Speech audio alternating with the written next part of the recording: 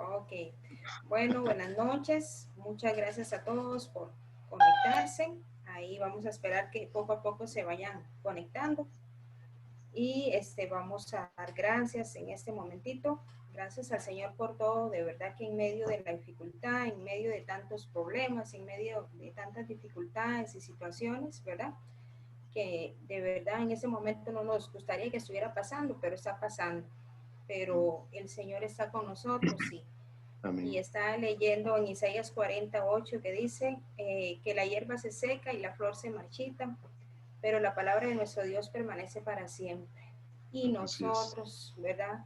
Tenemos la palabra del Señor, que es para siempre. Todas las dificultades y todo esto va a pasar, pero la palabra de Dios es para siempre. Y de ahí que nosotros tenemos que estar muy firmes, muy agarrados y muy creyentes de la palabra del Señor, ¿verdad? Amén. Entonces vamos a dar gracias. Gracias, Señor, en esta noche, Señor, te damos por todo, Señor. Gracias porque tú has sido bueno, Señor, porque tú has sido fiel, Señor, porque hasta aquí nos has ayudado, nos has sostenido, Señor. Tú nos guardas, Señor, de todo peligro, de todo mal, Señor, y tú siempre estás con nosotros, con nuestras familias, Gracias. Señor. Doy gracias por las familias que están aquí representadas, Señor.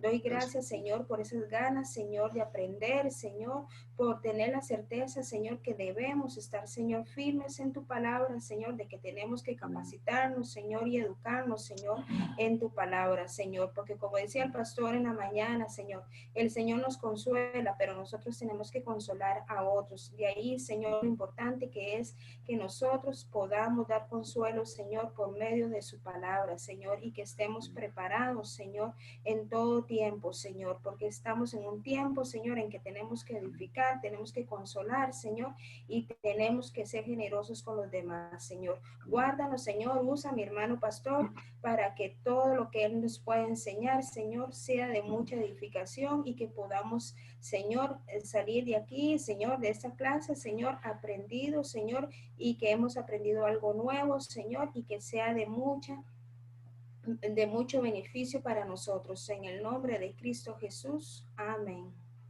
Amén. Amén. Amén. Este, Marce, gracias, Marce. Amén.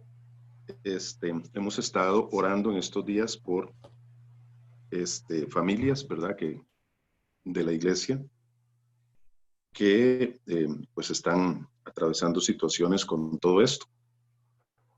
Y pues como iglesia tenemos, dice la palabra del Señor, que apoyarnos y fortalecer mucho el espíritu y el mandato de la palabra, de orar unos por otros y acuerparnos, motivarnos también, porque estas situaciones no son fáciles de llevar muchas veces.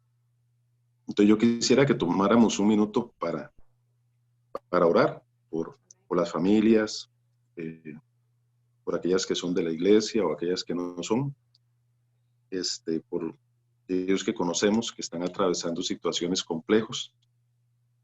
Sabemos que es una situación compleja la que se vive y no sabemos cuánto falta o cuánto más complejo va a ser. Pero lo importante es agarrarnos fuerte del Señor en fe y confiar en Él. Entonces creo que como creyentes tenemos una gran oportunidad y un gran privilegio, que es orar y apoyarnos en el Señor y orar unos por otros. Entonces yo quiero que tomemos un minuto antes de la clase para orar por todas las familias que están llevando situaciones de una u otra forma en este momento. Padre, queremos tomar este tiempo. Todos mis hermanos, tomar un minuto, Señor, para presentar juntos a cada familia, Señor, que está atravesando diferentes situaciones en este momento. Puede incluso que de los que están aquí en el grupo, amigos o familiares, estén atravesando diferentes situaciones. Señor, tú nos conoces y sabes que es una situación la que se vive en el mundo entero, es una situación que nos inquieta. pero queremos depositar nuestra confianza en ti y queremos presentar cada familia, Señor.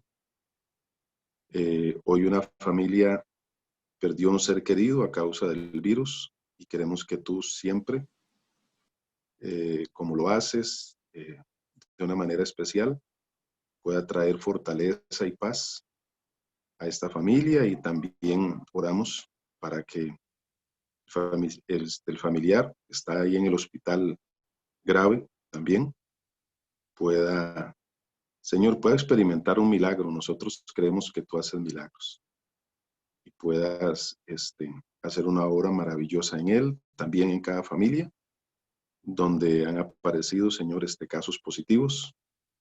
Oramos para que tú te glorifiques en todas las áreas, en la salud, en el área de la familia, personal, económica también, porque esto llega a ser un impacto económico también, y en las demás áreas de economía, de trabajo que están afectando, Señor, en este tiempo.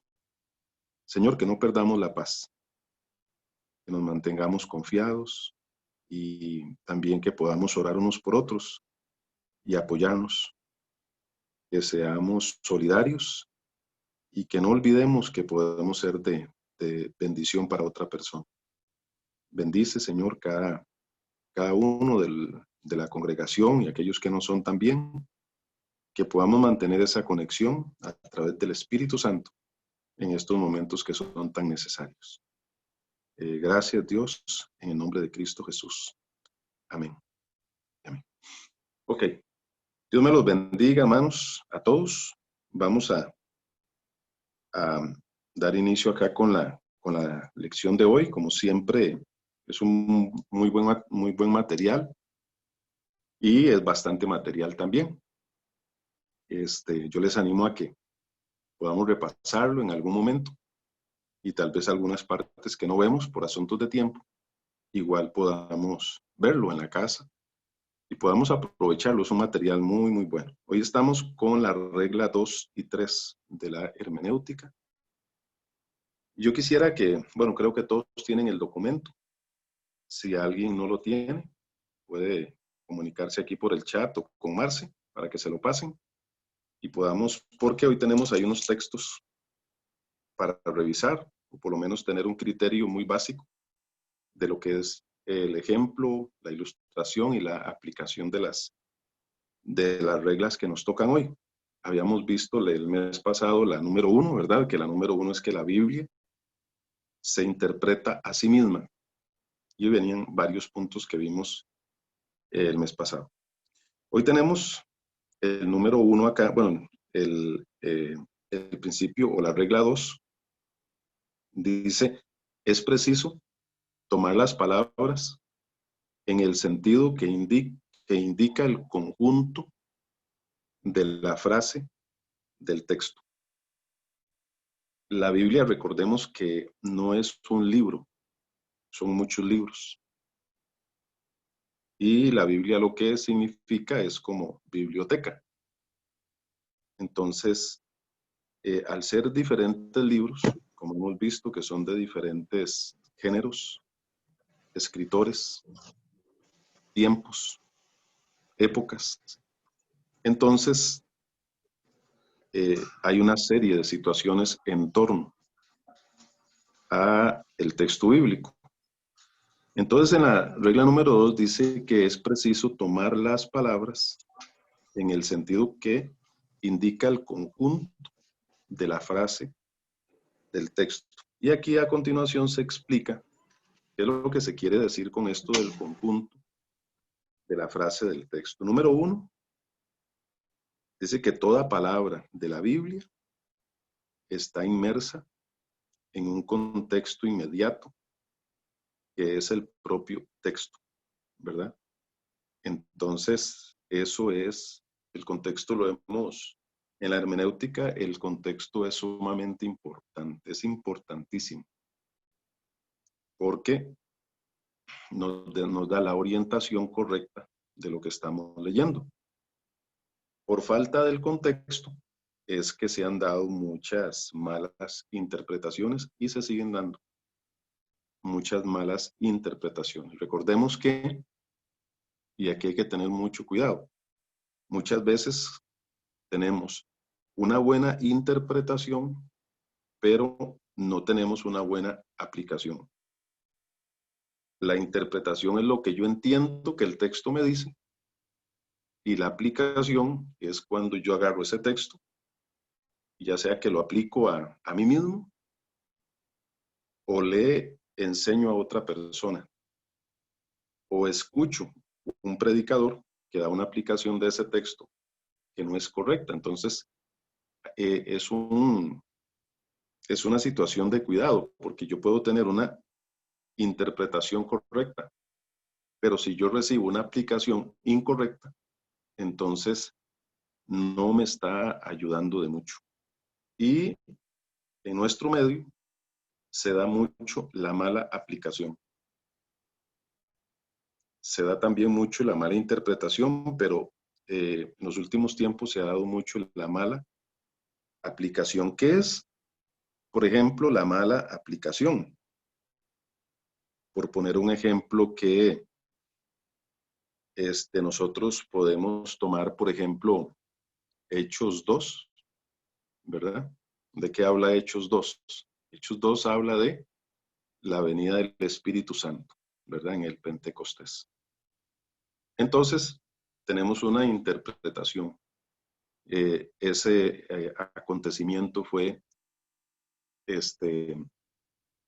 al principio de la iglesia, fue después de que Cristo resucitó y fue a los cielos, fue con los que estaban en el aposento alto, estaban en medio de una festividad judía como es el Pentecostés. ¿Qué más? Fue después de la promesa que le hizo Jesús a los discípulos y a los apóstoles de Hechos 1.8, fue después de Hechos 1.8, que le dijo que recibiréis poder, le dijo que cuando venga el Espíritu Santo, que no se fueran. Nadie sabía qué era lo que iba a pasar, porque nunca había pasado, y le estaba hablando Jesús de algo que nadie sabía. Todo eso es interpretación, y yo sé que todos estamos de acuerdo, todos ustedes están de acuerdo con lo que yo dije. Ese es el acontecimiento. ¿Cómo sería? Le hago la pregunta y tal vez alguno la quiera responder a través del chat. ¿Cómo sería una mala aplicación de Hechos 2, por ejemplo, hablando del Pentecostés? ¿Cómo creen que sería una mala aplicación? Ya di generalmente una buena interpretación histórica, un poco contextual, y un poco con el contexto del libro y todo. Ahora, si yo quiero tomar ese Hechos 2 para predicarlo, lo puedo hacer porque la palabra está para eso, para ser predicada. Pero ¿qué me puede enseñar a mí Hechos 2 para yo ponerlo en práctica? Les recuerdo que Hechos 2 es el acontecimiento, la venida del Espíritu Santo a los discípulos. Recordemos que dice que de repente vino un viento, estaban todos unánimes juntos en el aposento alto, y dice que de repente vino un estruendo, ¿verdad? Que llamó la atención de toda la gente, y todos comenzaron a hablar en otras lenguas. ¿Qué más pasó? ¿Qué más pasó ese día? Tal vez como para participar un poquito allí en el chat, pueden poner por allí. ¿Qué más pasó ese día de Hechos 2? ¿Se acuerdan? Estaban todos en el aposento alto. ¿Alguna otra característica que quieran poner por allí? Pueden ver la Biblia, no hay problema.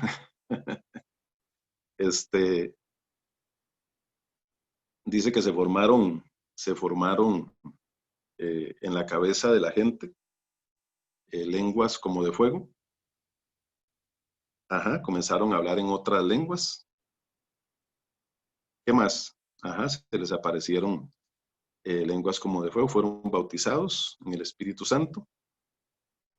Ajá. Y bueno, resumidamente eso fue, se hizo un estruendo, dice que se vino, no sé, un tipo de viento por allí, ¿verdad? Fuerte, que es un estruendo que llamó la atención de todos y que la gente se sorprendió porque escuchaban a los discípulos hablar en sus propios idiomas. Todo eso es interpretación. Estamos entendiendo que es Hechos 2 y podemos hablar más, ¿verdad? Lo redacta Lucas, que fue el que escribió el libro de los Hechos. Pero a la hora de predicar puede ser que una aplicación que ha pasado muchas veces es que yo quiera que Hechos 2 y predique que Hechos 2 tiene que pasar hoy, ¿verdad? Entonces a la hora de predicar muchos escuchamos mensajes que entonces decía, hermano, usted tiene que hablar obligatoriamente de otro idioma, otras lenguas, ¿verdad? Y entonces está la diferencia de un idioma como tal, entendible, legible, existente, real, y también están las conocidas, digamos, lenguas espirituales, que también por ahí lo menciona en el libro de Primera de Corintios y algunos otros hablando de las lenguas o de cánticos espirituales. Entonces, sería una mala interpretación que yo predique sobre Hechos 2 y que diga que todos tienen que salir de ese culto hablando inglés o hablando determinado idioma. Sería muy, muy lindo. Sería muy tremendo. Entonces, para poner un ejemplo, eso más o menos sería que es algo muy práctico, muy conocido para todos, lo que es una buena interpretación y una mala aplicación de un texto. Entonces tenemos que tener mucho cuidado porque en el caso de la interpretación, en la mayoría de veces tenemos armonía de criterio, tenemos consenso, pero donde hay a veces más diferencias es en la aplicación y es donde a veces nos perdemos o se tiende a perder el mensaje un poco. Ok, entonces toda la palabra, dice, está inmersa en un contexto inmediato que es el propio texto. Eso nos ofrece, del punto 1, nos ofrece un marco ético, un marco teológico para la aplicación también, ¿verdad? Tenemos que entender que como ese evento de Hechos 2 del Pentecostés, de la venida del Espíritu Santo, hay eventos en la Biblia que se dieron por determinada razón, pero no quiere decir que porque se dieron, obligatoriamente tienen que volver a darse. Solo Dios sabe si se van a dar o no se van a dar. Como el monte de la transfiguración, como la venida del Espíritu Santo, como los paños o los pañuelos que dice que llevaba la gente para que Pedro y los discípulos oraran por ellos para llevar esos pañuelos y ponérselo frente a los enfermos. Y dice que los enfermos se sanaban. Entonces, situaciones que pasaban que no puedo yo, por ese motivo, llegar y decir, ya, tienen que pasar también. Entonces, tenemos que tener en ese sentido mucho cuidado porque hay acontecimientos que fueron en su momento y puede que se repitan, puede que no, puede que pasen cosas también que no pasaron en tiempo bíblico, en el debido orden, marco, ético y teológico de la palabra del Señor que nosotros tenemos que respetar. Dice el punto 2 de esta regla, dice que el sentido de la palabra está determinado por el pensamiento. Aquí es importante que el autor se propone comunicar. De allí que es necesario e indispensable determinar cuál es la idea o pensamiento del texto. Y de acuerdo a este pensamiento, determinar el sentido de las palabras que componen el texto en referencia. Entonces, en eso nos ayuda montones, nos ayuda mucho. Nos ayuda mucho porque nosotros entonces nos orientamos. Cuando nosotros entendemos el mensaje que se quería comunicar, nos ayuda a orientar y eso nos va a ayudar mucho, nos va a aclarar los textos que usamos y también nos va a sacar textos que pensábamos usar y que no están en la línea que pensábamos que estaba. Entonces eso es muy, muy importante. Recordemos que la palabra de Dios tiene una serie de lineamientos y de mensajes de enseñanza que nos ayudan mucho, de frentes de mensajes que nos ayudan mucho. Por ejemplo, tienen libros que son enteramente proféticos y tenemos que aceptarlos como tal. Y tengo que tener todo el cuidado de tomarlos como tal, que usan mucho simbolismo, que usan mucha simbología, muchas figuras, un lenguaje, porque es el mensaje profético que se quiere compartir. Entonces, para hacerlo en la aplicación tenemos que tener mucho cuidado.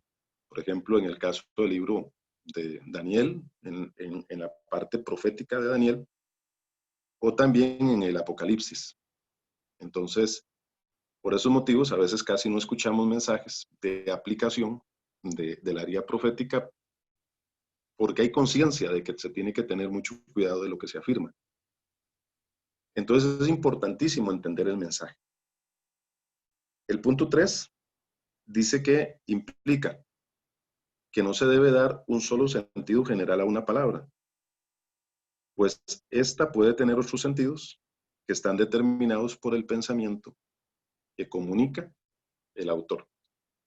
Es, por ejemplo, inevitable, voy a ir ahí un poquito rápido por el tiempo, es inevitable, o más inevitable, es necesario nosotros tener un conocimiento informativo acerca, por ejemplo, de prácticas judías, prácticas religiosas judías. ¿Por qué? Porque quien escribe la Biblia, todos son judíos, y todos eran judíos de la fe judía practicantes, muy practicantes en el caso de Pablo. Y además es la historia del pueblo judío, todo lo que es el Antiguo Testamento. Y todo el Nuevo Testamento también son judíos y está en el contexto, en Israel, bajo sus leyes, bajo sus normas.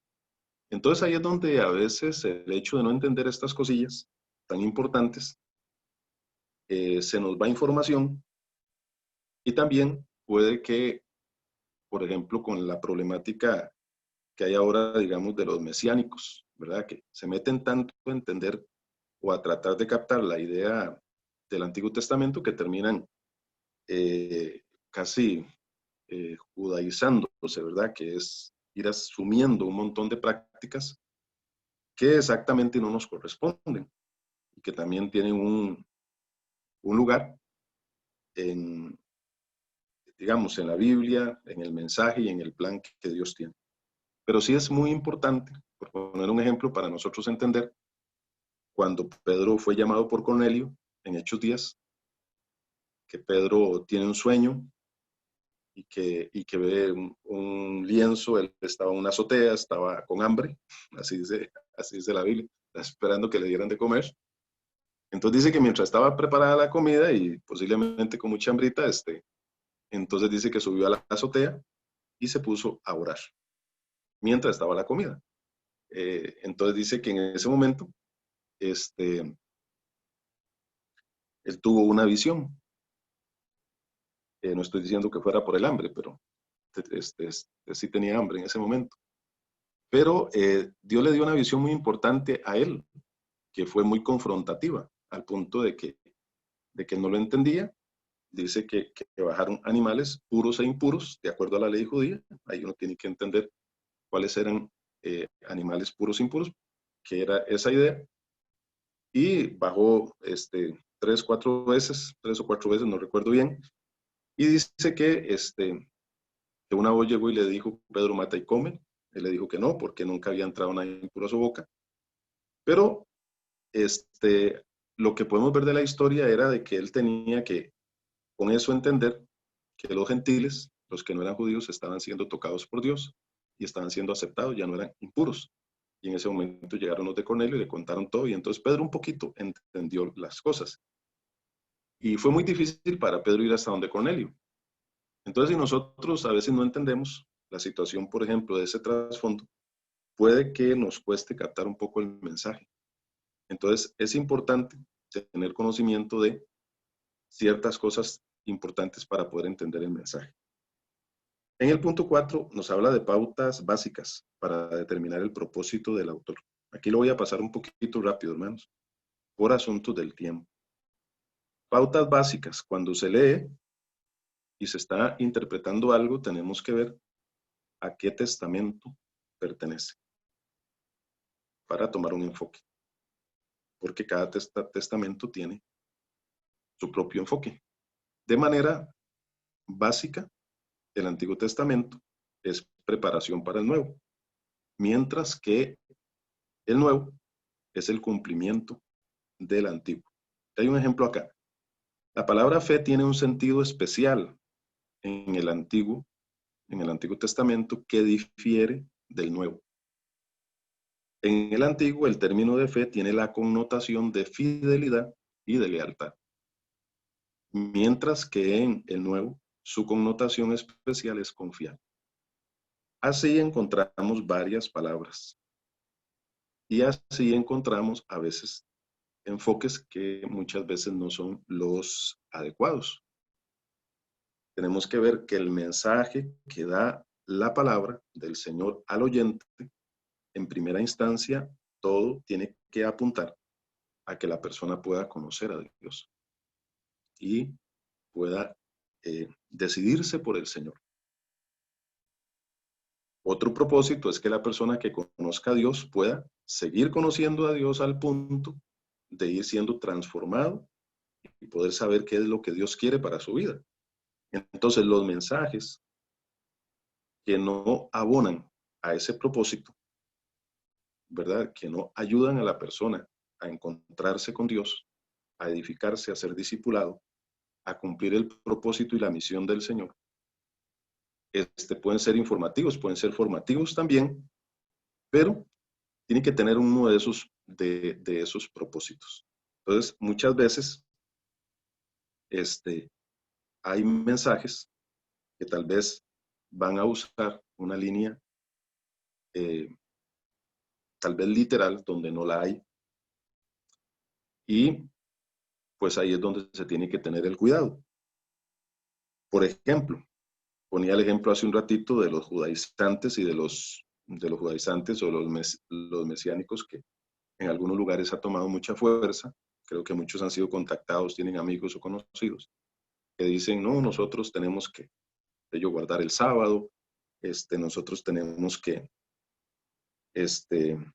hacer todas las prácticas del Antiguo Testamento porque Jesús las hizo y Jesús era judío y puede, a veces tiene mucho argumento que puede que algunos dejen dudando si no conocemos verdaderamente que el Antiguo Testamento tiene un enfoque y que el Nuevo Testamento tiene otro. Y tenemos que ver esos enfoques, o sea, traer el Antiguo Testamento a este tiempo no es funcionable, ni tampoco es el propósito, porque Pablo nos advierte mucho en Romanos, en Gálatas, en los Hechos encontramos algunos acontecimientos donde tenemos que cuidarnos de no caer en eso. Entonces es importante, muy, muy importante mantener claro esos enfoques testamentarios. Considerar la idea central del libro. Por ejemplo, la idea central del libro de Hebreos es lo mejor es Cristo. O sea, eso es la idea central, esa es la idea que quiere presentar. Y por eso compara a Cristo con diferentes prácticas de el Antiguo Testamento. El libro de Hebreos para los hebreos fue escrito para ellos. Si nosotros queremos entender bastante los hebreos, tenemos que conocer bastante también de las prácticas de la religión o de la ley judía. Considerar el autor del libro. El autor del libro, como cualquier ser humano, como cualquier persona, tiene sus propias particularidades. Por consiguiente, usa las palabras de acuerdo a estas. Por ejemplo, Juan usa el término creer en el sentido de una aceptación o afirmación mental de una realidad. Usa el término creer no en el sentido de una aceptación o afirmación mental de una realidad, sino en el pleno sentido de confiar en Dios. Mucho de esto se usa para asignar los escritores de los libros. Uno de los argumentos o uno de los criterios de los argumentos a favor de un escritor de determinado libro de la Biblia es su forma de escritura, frases, lenguaje, propósito, mensaje, porque como cada uno de nosotros, tiene su enfoque ministerial, su enfoque personal, sus dones, todo lo que Dios nos ha dado. Eso marca cada uno de los escritos. Entonces eso es un criterio importante para asignar la autoría de un libro a cierto escritor. Punto 5. Hay algunos ejemplos ahí, ¿verdad? En cuanto al significado del término fe. Yo quisiera tal vez, para hacerlo rápido, ustedes tienen el documento ahí, que podamos poner tal vez en el chat rápidamente, que puedan leer cualquier texto y que puedan poner en el texto, por ejemplo, Romanos 1:17. Dice, porque en el Evangelio la justicia de Dios se revela por fe y para fe. Como está escrito, mas el justo por la fe vivirá. Entonces busquemos tal vez un sinónimo de fe en determinado texto, que cada uno busque un texto cualquiera, que pueda ponerlo ahí en el chat y que diga, por ejemplo, en Gálatas 1:23, fe significa piedad. O me parece que fe puede ser sinónimo en ese texto de piedad. O fe puede ser sinónimo en ese texto de convicción. En Efesios 4:13, fe puede ser sinónimo de religión. Y de esa manera podemos ver que hay términos en la palabra que la misma palabra se traduce o tiene diferentes significados. Recordemos también que los idiomas en los que la Biblia se escribe, como el hebreo y el griego, también tienen diferentes variedades de expresión, como cualquier idioma, diferentes al español, al inglés, a cualquier otro idioma. Entonces, obviamente, pues tienen estructuras diferentes. ¿Cuál sinónimo podemos encontrar en alguno de esos textos? Vamos a ver. ¿Quién me está ayudando por ahí? Vamos a ver, Romanos. Vamos a ver si tenemos aquí algunos que quieran participar en el chat. Vamos a ver, algún texto que usted pueda poner. Vamos a ver. Brenda, un sinónimo en Romanos 14:23. Romanos 14:23 dice, pero el que duda sobre lo que come es condenado, porque no lo hace con fe. Y todo lo que no proviene de fe es pecado. Brenda lo asocia a un sinónimo de seguridad. Ok, es posible dentro de si también encontramos a seguridad otros sinónimos, ¿verdad? Que nos van a asociar al mensaje. Excelente. ¿Alguien más que quiera poner por allí un sinónimo de fe de cualquiera de los textos para hacer como algo un poquito más que podamos participar a pesar de que no tenemos mucho tiempo? ¿Qué cree usted que sea, por ejemplo, Apocalipsis 14:12? ¿Alguien con Apocalipsis 14:12? Que es el último. Vamos a ver. Evelyn, Gálatas 1:23. Evelyn, vamos a ver. Solamente oían decir, aquel que en otro tiempo nos perseguía, ahora predica la fe que en otro tiempo asolaba. Y glorificaban a Dios en mí. Ese es el testimonio de Pablo, ¿verdad? Predicaba la fe que en otro tiempo asolaba. Y Evelyn lo aplica como confianza. ¿Sí? Exacto. Vale, ¿verdad? Son sinónimos. Y otra cosa que nos ayuda también, mientras tal vez alguien pone algo sobre Apocalipsis 14:12, sinónimo de fe en Apocalipsis 14:12, algo que nos ayuda también es utilizar las versiones nuevas. Pues, bueno, nuevas no, sino las que tenemos a la mano. Tenemos muchas versiones que hacen las traducciones. A mí me gusta mucho utilizar, no sé cuántas versiones tengo ahí descargadas porque nos aclaran totalmente el texto, porque ya hay diferentes, las versiones son traducciones con un propósito definido, ¿verdad? Hay propósitos más modernos, propósitos más conservadores, y todo eso a nosotros nos ayuda a montones. Entonces, a la hora de ver un texto y de ver una palabra, si nosotros queremos ampliar, podemos buscar versiones de ese mismo texto. Marcela tomó Habacuc 2:4. Habacuc 2:4 dice, he aquí que aquel cuya alma no es recta se enorgullece, mas el justo por su fe vivirá. Y Marcela lo aplica a la obediencia. Muy bien, muy bien. Vale perfectamente. Nadie me ha puesto de Apocalipsis 14:12. O si también alguno de los que ya usaron, tal vez dice, bueno, a mí me parece más que no es obediencia, que tal vez es religión, por poner un ejemplo. También vale, porque nos encontraremos que las versiones dan diferentes eh, enfoques de la palabra. No podemos decir exactamente que las versiones dan traducciones diferentes.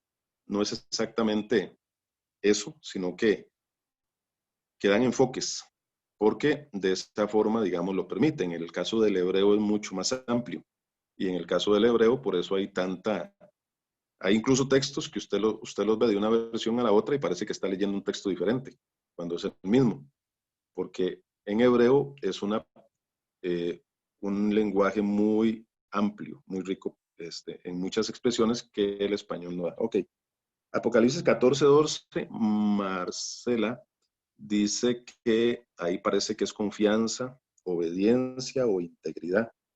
Y Apocalipsis 14:12 dice así, aquí está la paciencia de los santos, los que guardan los mandamientos de Dios y la fe de Jesús. Excelente, excelente. Esto es una práctica. Ahí, si usted quiere ver cuán atinado va estando su interpretación en ese sentido, uno va buscando otras traducciones. También tenemos el significado del término salvación. Y aquí tenemos más textos. Voy a ir más adelante por asuntos de tiempo.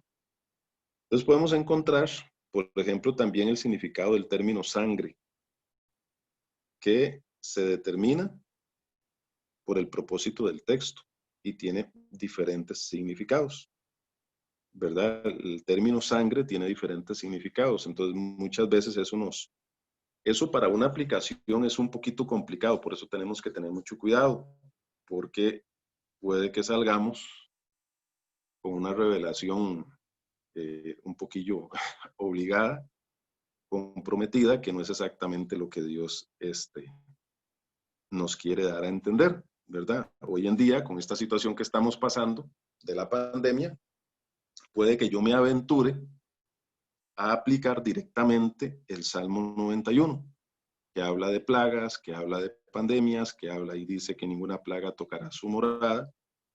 Si hablamos de interpretación, creo que todos vamos a tener una interpretación que vamos a estar de acuerdo, pero si hablamos de aplicación, yo no puedo aplicar literalmente, totalmente, ese texto de que ninguna plaga tocará su morada para hoy, ¿verdad? No, hermano, es que la Biblia dice que ninguna plaga tocará su morada, y entonces eso tiene que pasar hoy. No puedo hacerlo, es irresponsable, porque todo el contexto a mí me dice que eso está siendo un punto de referencia del escritor, que posiblemente fue Moisés, desde de lo que pasó en Egipto y lo que ellos vivieron, ¿verdad? Que ninguna plaga tocó. O sea, es un salmo que habla de lo que pasó Israel. Y hay promesas así, sí las hay. Pero recuerde que como hay promesas así, también tenemos la soberanía de Dios de otra parte. Y la soberanía de Dios me dice que sí puedo enfermarme. Me dice que sí voy a pasar pruebas. Me dice que, por ejemplo, los apóstoles que murieron martirizados, que muchos creyentes de aquel tiempo eran perseguidos, muchos hoy en día en otros países son perseguidos y dan la vida por Jesús. Entonces es un poco obligado e injusto yo decir, Dios no quiere que ninguna plaga, que a mí no me pase nada, cuando en otro lado están pasando cosas tremendas. Entonces, el marco ético de la palabra del Señor nos ayuda a respetar la aplicación, como lo mencionaba antes. Hay una, más adelante, hay un principio también en la interpretación que nos ayuda en la aplicación, que nos dice que el mensaje bíblico, una de las, ¿cómo decirle? El mensaje bíblico, una de las señas que hay una buena aplicación es que ese mensaje yo se lo puedo aplicar, o sea, no es un mensaje la palabra del Señor dice que no es de interpretación privada, o sea, no es, y algunos dicen, no, ese mensaje, mano, es que ese mensaje era para ustedes, y ya se tiene que desechar porque no se le puede dar a nadie. Si es de la palabra de Dios, ese mismo mensaje se puede predicar a cualquier persona, en cualquier momento, en cualquier condición y en cualquier lugar. O sea, eso es una seña que es un mensaje bíblico. Porque la palabra de Dios, al igual es para mí, como es para cualquier persona, al igual es para cualquier persona como es para mí. Entonces, eso es algo que nos ayuda a balancearnos bastante. ¿Por qué? Porque hay mensajes que uno escucha aquí, que uno dice, si ese mensaje se escucha aquí, que si ese mensaje que se escucha aquí se predica en otro lado, no calza y no va a servir porque que no.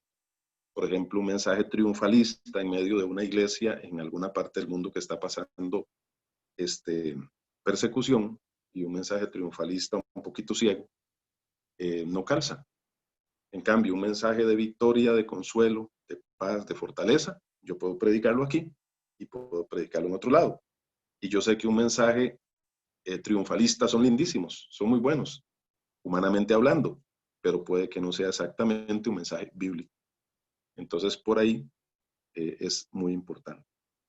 En la regla 3, vamos a ver, tenemos acá, Rafita. Dice que Rafita Apocalipsis 14:12, que fue el que había pedido, la palabra fe significa estar bajo el poder de. Unas versiones de la Biblia, me imagino que dice, la traducen por mantenerse fiel o confiar. Correcto. Correcto. Y también, nosotros lo podemos ver constantemente en el idioma, en cualquier idioma, no solamente en el bíblico, pero los idiomas van mudando, ¿verdad? Y uno lo ve, por ejemplo, en el idioma español, digamos, el nuestro, qué frases, dichos, un montón de expresiones que usábamos hace años, ya uno los ve que van desapareciendo, porque va mudando, y palabras se dejan de usar, y otras palabras comienzan a tomar un significado diferente. Entonces, por X situación cultural, de tiempo, tradiciones, hasta situaciones económicas que se viven. En el idioma bíblico, por eso es que también hay movimiento, porque en diferentes contextos la palabra ha pasado por muchas épocas, civilizaciones, y entonces han tenido diferentes situaciones. Entonces, cuando uno predica, es riquísimo. Predicar es una cosa maravillosa porque puedes tomar un texto y puedes tomar esa palabra y de esa palabra puedes sacar, no una predicación, puedes sacar un montón. ¿Por qué? Porque hay una enseñanza enorme. Eso es una maravilla, pero es tan importante que nosotros podamos aprender más de la palabra del Señor y edificarnos en la palabra del Señor, y nos daremos cuenta que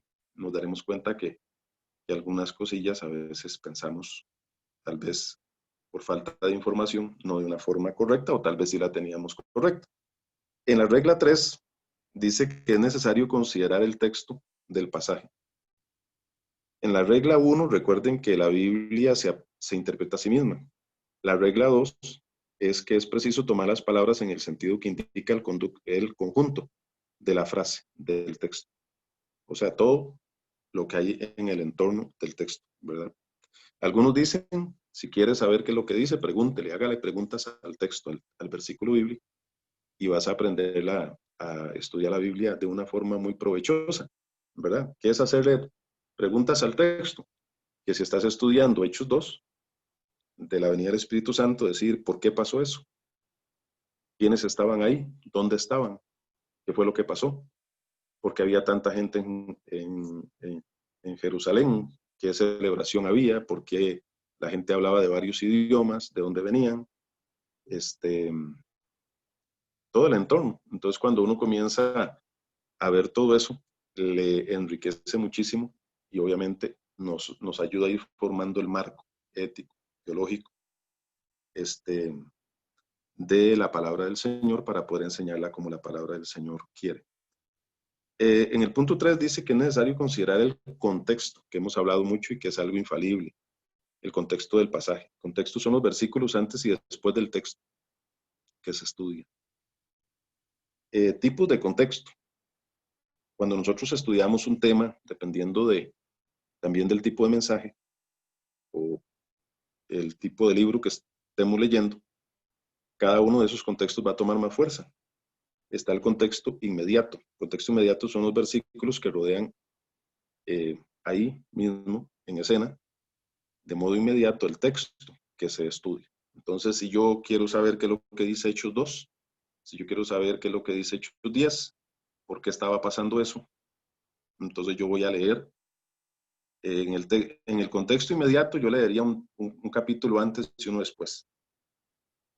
En el contexto inmediato, son los capítulos que rodean al capítulo, donde está el versículo que se está estudiando en el contexto inmediato, ¿verdad? Que ya hay un poquito más de espacio ahí, entonces yo no voy a leer un capítulo antes y un capítulo después, yo me voy a leer por lo menos 3 capítulos antes, por lo menos 3 capítulos después. Si es un libro pequeño, por ejemplo, como Gálatas, como Efesios, como Colosenses, como Timoteo, como estos que son de 5, 3, 4, 5, 6 capítulos, entonces me leo todo el libro para entender un texto, para tener una idea sana, una idea buena de lo que es un texto. Y si quiero todavía captar mejor, me lo voy a leer un libro de 5, 6, 7, 8 capítulos, leerlo 2, 3 veces. Si son 2, 3 capítulos, leerlo 2, 3 veces también porque nos va a dar un panorama muy interesante. Un consejo por allí.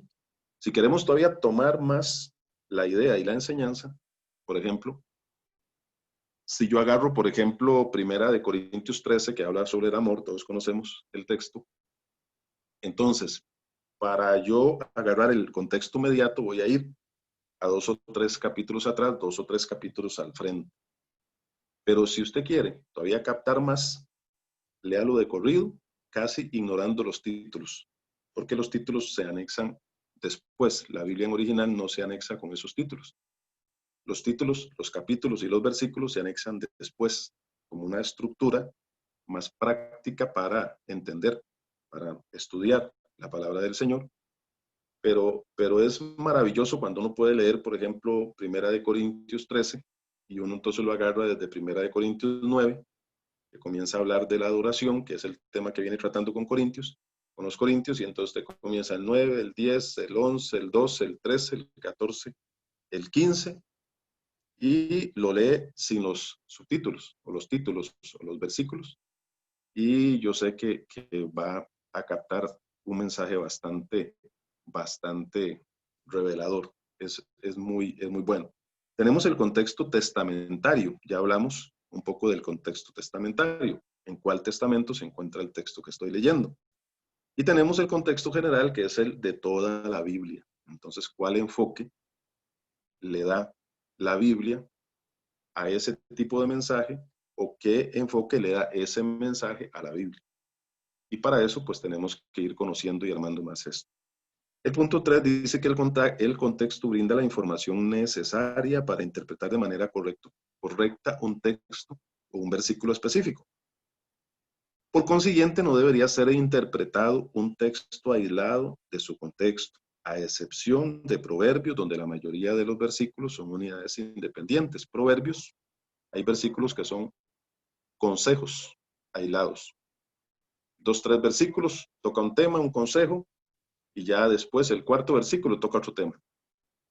Es más consejos de sabiduría para la vida. Por ejemplo, si se considera tan solo Juan 3:26, se llegaría a la conclusión que Jesús bautizó.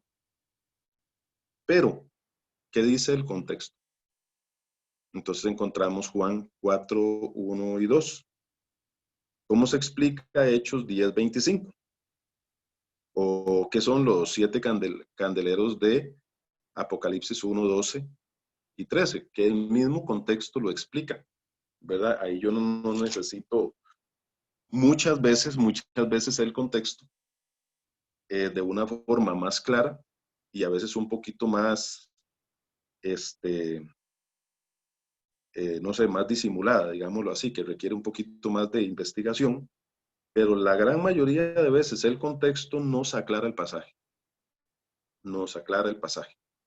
¿verdad? Entonces, es importantísimo poder dedicar un ratito acerca de los temas, ¿verdad? Que podemos nosotros dar para enriquecer el conocimiento de la persona que nos escucha. Número 4, el contexto explica el sentido y significado de palabras, frases, oraciones o textos oscuros o de difícil interpretación, ¿verdad? Lástima que por tiempo no tenemos ahí para poder investigar o poder observar un poquito más estos ejemplos. Pero yo le animo a que en un ratito, en estos días, usted pueda sacar el ratito de ir poco a poco viéndolos y encontrará que nos va a orientar bastante para conocer de otros, cómo manejar, cómo abordar otros temas. ¿Qué significa el término misterio de Efesios 3:4? Que por revelación me fue declarado el misterio, como antes lo he escrito brevemente. Pablo usa mucho la palabra misterio, o incluso en alguna versión habla del plan secreto, hablando del plan que Dios tenía para integrar, por ejemplo, a los gentiles en el plan de salvación, o Cristo como un medio de salvación por gracia y ya no por ley.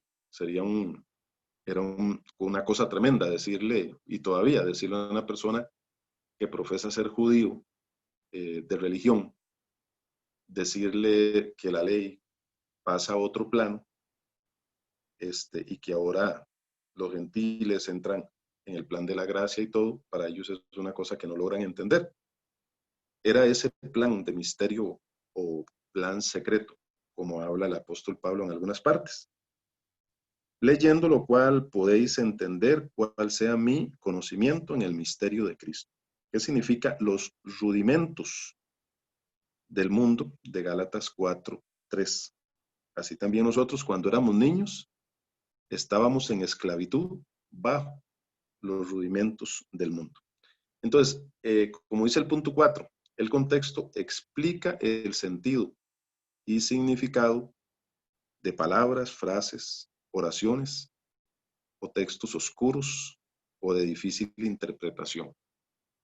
Por ejemplo, a veces en el Sermón del Monte o el Sermón de las Bienaventuranzas, que va desde Mateo 5 hasta Mateo 7 y algo, casi 8, toca una serie de temas, de tópicos, y ahí viene un tema general. Entonces, a veces no se toma pues el contexto, porque hay varios temas, está tocando una serie de temas, muchos de corte moral, de la vida, muchos de corte legal, de la ley de Moisés. Entonces, cuando nosotros abordamos todo ese tema, tomamos la idea de por qué, por ejemplo, se habla del ojo por ojo, del diente por diente, se habla también de, por ejemplo, de que si su ojo es ocasión de caer, entonces sácalo. Si su mano es ocasión de caer, entonces córtala. Si nosotros ignoramos, si nosotros ignoramos el contexto del Sermón del Monte que se dio ahí, que estaba Jesús subió a una peña, algo así, y comenzó a enseñar y tocó toda esa serie de temas y usó un vocabulario bastante, digámoslo así, legal o de la ley judía. Ese es el vocabulario que Jesús usa y por eso es que menciona toda esa serie de figuras. Si nosotros ignoramos eso, pues voy a ir a predicar y a aplicar y a decir que se saquen el ojo o que se corten la mano.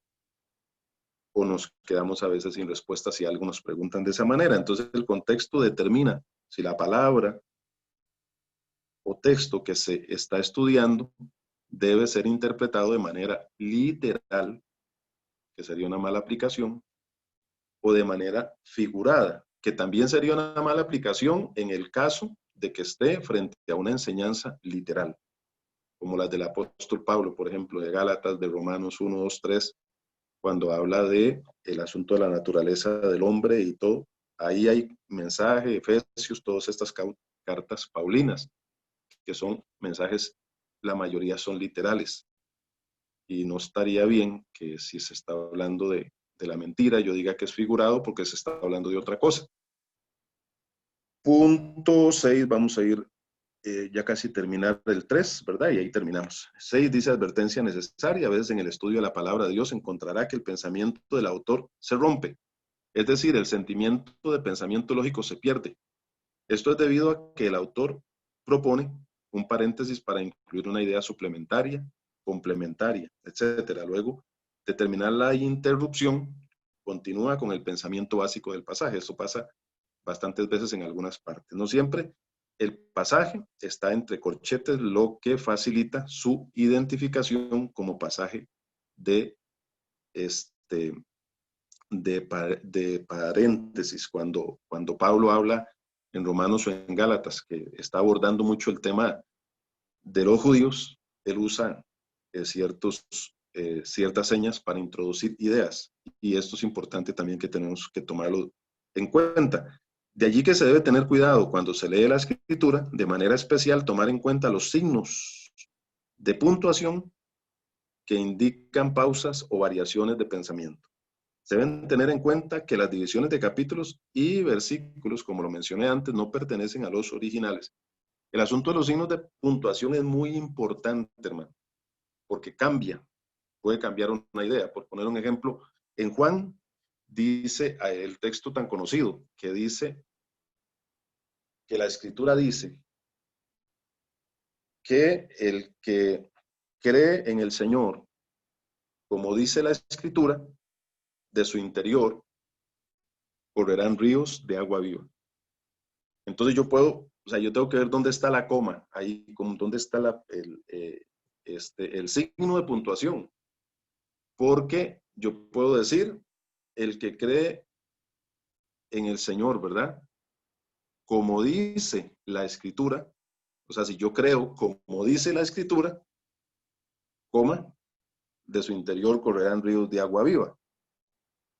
Pero yo también, si corro la coma, yo puedo decir, si yo creo en el Señor, coma, como dice la escritura, de su interior correrán ríos de agua viva. Entonces, o sea, el movimiento de una coma, de un punto, es muy importante, no podemos ignorarlo.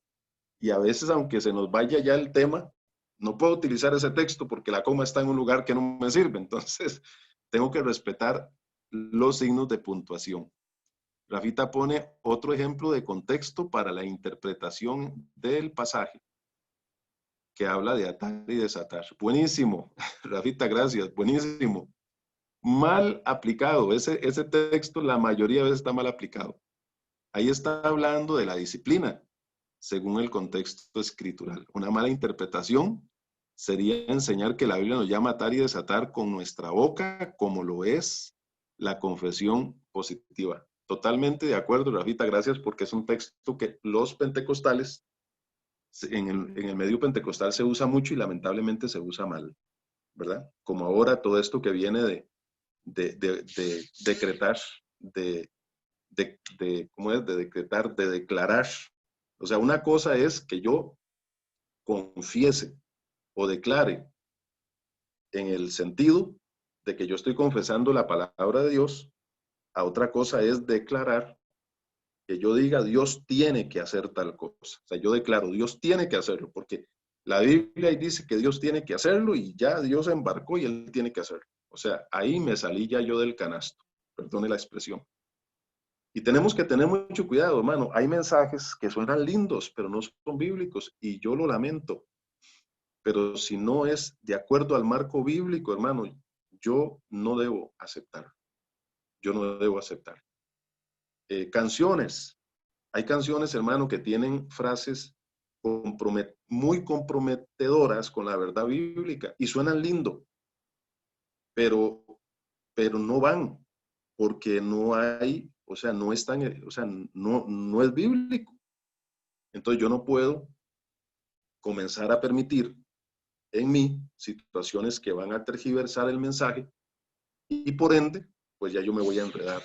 Tenemos que tener muchísimo cuidado, de verdad, tenemos que tener muchísimo cuidado. La aplicación, la interpretación, son dos cosas que tienen que ir de la mano. La interpretación tiene que estar bien, pero la aplicación también tiene que estar bien. Puedo interpretar yo del uso del aceite, creo que lo mencioné en otro momento, de que si alguien está enfermo, que lo unjan con aceite. Es una opción, es una realidad escrita en el libro de Santiago, pero en ninguna parte se me dice, tiene que ser así. Entonces, es una situación. Puede ser un contexto judío, puede que sí, puede que no. Puedo orar con el aceite, puede hacerlo, no hay ningún problema. Siempre con la conciencia de que, número uno, de que el que hace la obra no es el aceite, es Dios. Número dos, de que Dios es soberano, puede sanar y puede no hacerlo. En ninguna parte dice que si yo lo hago con aceite, automáticamente al 100% va a ser sano, porque si no sería un negociazo. Me pongo yo a vender aceite también. Pero tengo que ser muy realista. Entonces, ¿qué pasa en algún lugar que no hay aceite? Ya y no pueden. Entonces, o sea, son cosas, como lo dije en algún momento también, de que el mensaje bíblico tiene que ser aceptado para cualquier parte. ¿Por qué? Porque el mensaje es para todos. Entonces, hay muchos textos muy comprometidos. Para terminar, el punto 7 dice, ningún pasaje bíblico puede ser tomado como base para una doctrina, hermano. Y eso es una gran realidad. Eso es una gran realidad, ¿verdad? Sí, eso que dice Marce es cierto. Hay gente que se hace plata, mano. Yo no sé de qué tamaño era la cruz de Cristo. Hay gente que vende pedacitos. Ya yo no sé cuántos metros medía la cruz de Cristo. Y lo peor, hay un montón de gente que va y lo compra. Otros venden agua del Jordán. Otros dicen, no, es que yo me bauticé, pero en el Jordán. Y sigue peor. Hermano, nada de eso. Recordemos recordemos la serpiente de bronce. Así estamos muchos a veces en el aspecto religioso y por eso nos cuesta. ¿Quién mandó a Moisés que hiciera la serpiente de bronce allá en el libro de los números, cuando estaban las serpientes ardientes que estaban picando o mordiendo a los israelitas como parte de uno de los juicios? Y entonces Dios dijo, bueno, y pongo la serpiente de bronce. El que logra ver la serpiente cuando es mordido se salva y el que no se muere. Y fue mandada por Dios. Pero dice en la palabra del Señor más adelante, creo que es en el libro de Reyes, no me acuerdo cuál, la pura verdad, dice que Dios mismo le dijo, mandó a que destruyeran la serpiente de bronce porque el pueblo de Israel había tomado como un ídolo. Entonces, pueden pasar esas cosas. A veces uno llega y dice, no, es que, hermano, tenemos todo el mundo que levantar las manos o tenemos que hacer tal cosa porque yo lo hice y me funcionó. O sea, pudo haber sido ese momento, pudo haber sido para usted. Pero yo tengo que tener la humildad, la madurez de llegar y decir, ya pudo haber sido para mí, no hay problema. Que tal persona no lo quiere hacer, que no lo haga, porque ya si no está en la palabra del Señor, yo no puedo levantarme con una enseñanza que dice que si yo levanté las manos tanto tiempo que Moisés se la levantaron y funcionó de esa manera, pero en ninguna parte más pasó nunca más. Y nadie más de los profetas, ni nadie más del Antiguo Testamento, ni nadie más del Nuevo Testamento lo enseña. Entonces tenemos que tener muchísimo cuidado en ese sentido, porque puedo fácilmente caer en una aplicación incorrecta. Tenemos que tener mucho cuidado, de verdad, a mí me preocupa. A veces me preocupa mucho la interpretación incorrecta, pero también me preocupa mucho que no se le da buena atención a la aplicación incorrecta. No suena lindo, hermano. ¿Qué mensaje escuché por allá? Viera qué tremendo. Los cielos se van a abrir y las puertas del cielo y las ventanas del cielo. Y perdóneme, ¿verdad? Inventan mucha cosa. Y suena lindo. Y puede ser emocional y puede ser atractivo y puede ser motivacional, pero no es bíblico y se sale a veces del marco. Entonces tenemos que tener mucho cuidado en ese sentido. Dice que ningún pasaje bíblico puede ser tomado como base para una doctrina, si es que no está refrendada por el contexto general de la palabra. Te lo mencioné en algún momento, para que sea una doctrina, ese pasaje tiene que estar refrendado, confirmado en la Biblia en diferentes partes, por lo menos 3 o 4 veces. Y ahí pone un ejemplo, ¿verdad? En el caso del purgatorio, en el caso del dogma católico romano, cuando el contexto general de la palabra no lo afirma. Y terminamos aquí porque ya me pasé un poco, ¿verdad? Espero que haya sido muy bien, que podamos haber entendido, y de verdad, que sea de provecho para todos nosotros. Bueno, siempre estamos abiertos a preguntitas, pero casi no preguntan. Esperamos que esté muy clarito y que podamos, de verdad, se los digo de corazón, que podamos aprovechar el material,